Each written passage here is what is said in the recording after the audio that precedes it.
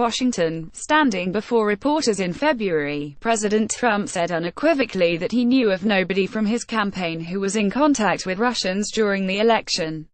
Attorney General Jeff Sessions has told the Senate the same thing. Court documents unsealed this week cast doubt on both statements and raised the possibility that Mr. Sessions could be called back to Congress for further questioning. The special counsel, Robert S. Mueller III, unsealed his first charges Monday in a wide-ranging investigation into Russian attempts to disrupt the presidential election and whether anyone close to Mr. Trump was involved. Records in that case show that George Papadopoulos, a foreign policy advisor, had frequent discussions with Russians in 2016 and trumpeted his connections in front of Mr. Trump and Mr. Sessions. For months, journalists have revealed evidence that associates of Mr. Trump met with Russians during the campaign and the presidential transition. But the court documents represent the first concrete evidence that Mr. Trump was personally told about ties between a campaign advisor and Russian officials. At a March 31, 2016, meeting between Mr. Trump and his foreign policy team, Mr. Papadopoulos introduced himself and said that he had connections that could help arrange a meeting between then-candidate Trump and President Putin, according to court records. "He went into the pitch right away," said J.D. Gordon, a campaign advisor who attended the meeting. He said he had a friend in London, the Russian ambassador, who could help set up a meeting with Putin. Mr. Trump listened with interest. Mr. Sessions vehemently opposed the idea, Mr. Gordon recalled.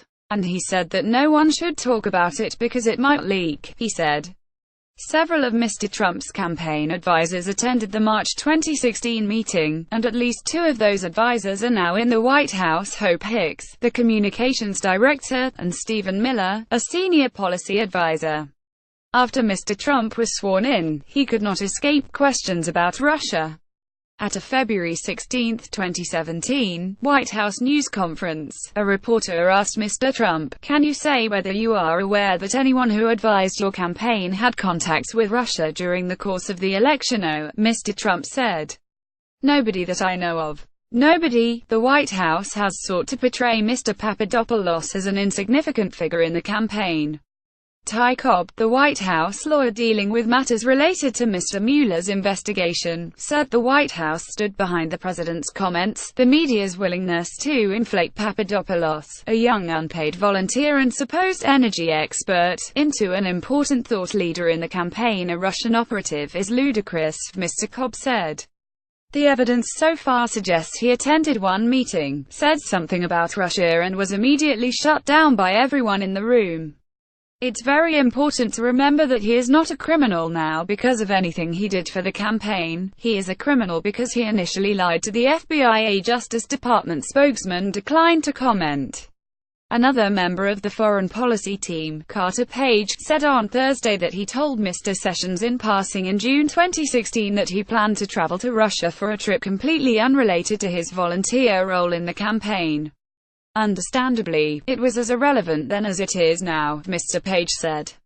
Mr. Page traveled twice to Russia in 2016. Democrats in the Senate said on Thursday that they would push to have Mr. Sessions return to the Judiciary Committee for further questioning. He now needs to come back before the committee, in person, under oath to explain why he cannot seem to provide truthful, complete answers to these important and relevant questions, said Senator Patrick J. Leahy, Democrat of Vermont, who is on the Judiciary Committee. Senator Richard Blumenthal of Connecticut, another Democrat on the committee, pointed out that Mr. Sessions' testimony was under oath and wasn't just some random comment he made in passing on the street. Mr. Sessions faced similar questions in January before the Senate Judiciary Committee, when Senator Al Franken, Democrat of Minnesota, asked him about contacts between the campaign and Russia. "I'm not aware of any of those activities," Mr. Sessions said. He denied having any such contacts himself. Democrats condemned those remarks as misleading when it was revealed that Mr. Sessions held meetings with the Russian ambassador during the campaign. Last month, Mr. Franken renewed his questioning. "You don't believe that surrogates from the Trump campaign had communications with the Russians?" he asked. "I did not, and am not aware of anyone else that did," Mr. Sessions replied. and I don't believe it happened." He did not make any reference to Mr. Papadopoulos. Mr. Sessions has said he answered honestly because he was being questioned in the context of Russian officials continuously exchanging information with campaign advisors. Mr. Gordon said that while the March 2016 meeting technically contradicted Mr. Sessions' testimony, he defended the Attorney General. "This is something he heard way back in March from some young man who was not authorized to speak for the campaign," he said. "I don't blame Senator Sessions for not remembering that." He said that only in the political gotcha game could the matter be considered significant. The court documents in the Papadopoulos case represent the most explicit evidence yet that Mr. Trump's campaign was eager to coordinate with Russian officials to undermine his rival, Hillary Clinton. Federal investigators suspected that Russian intelligence services used intermediaries to contact Mr. Papadopoulos to gain influence with the campaign, offering dirt on Mrs. Clinton in the form of thousands of emails. Mr. Papadopoulos pleaded guilty to lying about those contacts and is cooperating with the FBI on Thursday, as news of Mr. Papadopoulos' Russian ties continue to ripple through Washington. Mr. Franken sent a stern letter to Mr. Sessions. "This is another example in an alarming pattern in which you, the nation's top law enforcement official, apparently failed to tell the truth, under oath," he wrote. The case against Mr. Papadopoulos was unsealed at the same time as an unrelated indictment against two other former campaign advisors, Paul J. Manafort and Rick Gates. Taken together, the three charges sent a foreboding message to a fourth advisor to Mr. Trump's campaign, Michael T. Flynn. White House officials and others in the case are bracing for charges against Mr. Flynn, a retired three-star general who had a short and tumultuous tenure as National Security Advisor. Mr. Mueller is investigating Mr. Flynn for not disclosing his Russian contacts or his foreign lobbying work.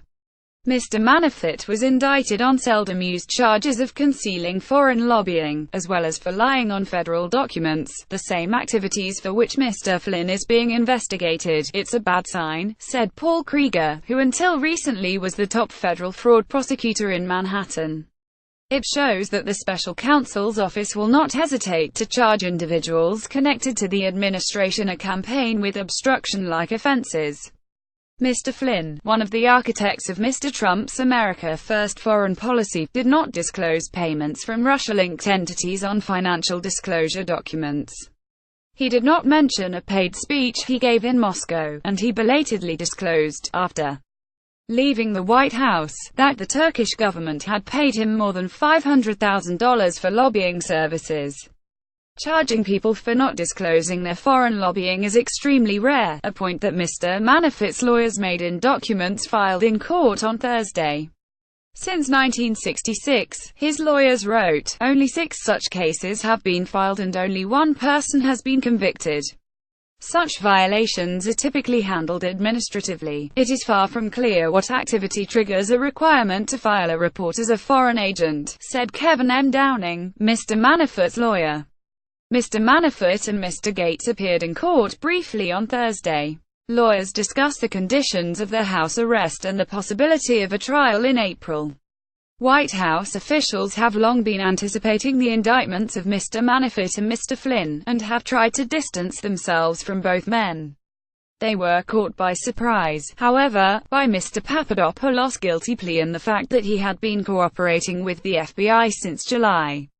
That cooperation agreement fueled speculation that Mr. Papadopoulos had secretly recorded his conversations with White House officials this summer. But Mr. Cobb said he had seen no evidence that Mr. Papadopoulos had visited the White House or had recent conversations with staff members. "We have no indication that this George Papadopoulos came to this White House," Mr. Cobb said, adding that a different person with the same name had entered the White House this year. Court documents do not explain the extent of Mr. Papadopoulos' cooperation with Mr. Mueller's investigation, but prosecutors said they showed him emails, chat transcripts, text messages and other records in an attempt to refresh his recollection about his contacts with Russians and with members of the Trump campaign. Sharon Lafreniere, Nicholas Fandos and Adam Goldman contributed reporting.